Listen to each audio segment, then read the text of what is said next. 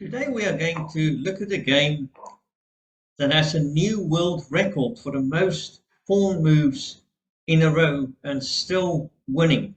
So the game started off in a very normal fashion, d4, d5. This is already slightly unusual here by white blocking in the dark squared bishop. So this is not the best move for black, but my idea here was to see if I can get the most pawn moves ever in a row. So officially 17 moves in a row is the world record. So it does serve some purpose, stopping this light squared bishop from coming in. Not a good move by white here. It was a much lower rated opponent. That's why I try to do it here. Otherwise, you're not going to get away with making so many pawn moves in a row. This move doesn't really serve a purpose, but it's a playable move. Back goes the knight, so white really wasting time here. So normally you play a move like this to fianchetto the bishop. Of course, the bishop could have come out the other way as well. But in this case, I'm simply seeing how many pawn moves I can make. This one actually makes some sense. I'm going for the center. So we traded pawns. And now not a good move again by white because I can simply kick the bishop away. Very bad square for the bishop here because now the bishop is trapped. So another good pawn move here. Even if white took this pawn, it would be the same thing. There was no escape for the bishop. So there goes the bishop, which allowed me to make another pawn move. And now pushing, gaining more space and controlling those two squares on the second rank. Of course, I have many other moves here, but this is a reasonable move, although not the best. So we traded some more pawns. And here I just continued making pawn moves. Of course, here I can easily take the knight, but that would have ruined this chance of breaking the world record.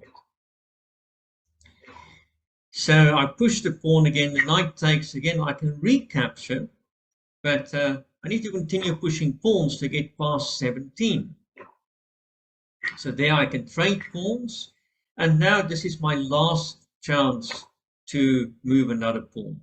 So after the pawns are now, all my pawns are gone apart from this one, can't move anymore. So now it's a very easy victory. There goes the knight. The king had to move, otherwise this would have been checkmate.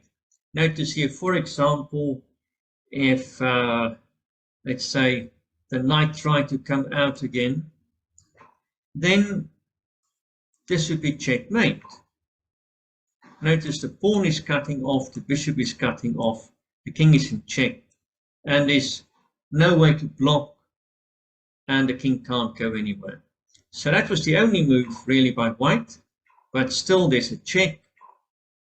And now there's a mate in two. Not so difficult, you can try and find it, but it's not really a big challenge here to find the mate in two. It's check with a bishop. So another piece enters the game.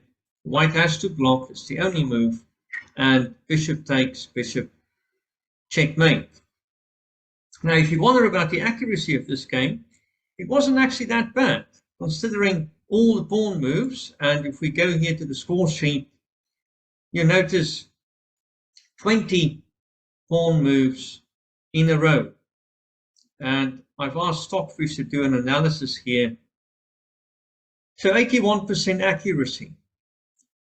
And 3 mistakes, 3 blunders, 3 inaccuracies. Actually, most of these 20 pawn moves were playable.